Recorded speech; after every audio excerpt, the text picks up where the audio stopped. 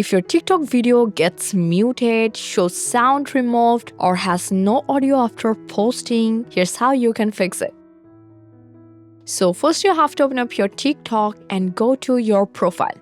Hit on this hamburger menu and go to TikTok Studio.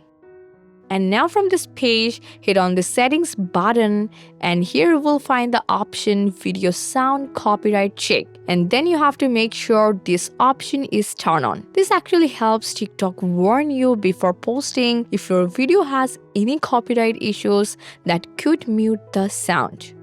So after enabling it, just go back, and if your video still keeps getting muted, then while uploading the video, select the video and tap next. And now from here, our video already has original sound, but to avoid muting, you just have to add a sound from TikTok's music library. So once you add a sound, go to volume settings, and here you have to make sure your original sound is loud and the added TikTok sound is very low or muted.